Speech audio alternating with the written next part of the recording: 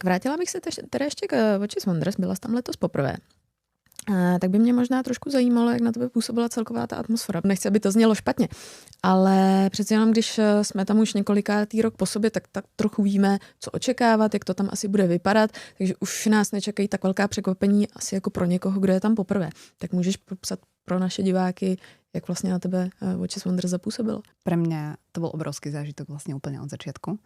A nejak som si dopredu asi ceca pozrela, že o čom to bude, ale v podstate tie výstavné priestory vlastne na Palexpu, to bolo niečo, na čo som zvyknutá aj z Milána, takže to nebolo až také prekvapenie, ale prekvapili ma akoby veľkostne aj tie jednotlivé stánky. Ako je to úplne iný level ako v Miláne, kde aj v podstate tie najdrahšie brandy nemajú také veľké stánky ako na Watches and Wonders.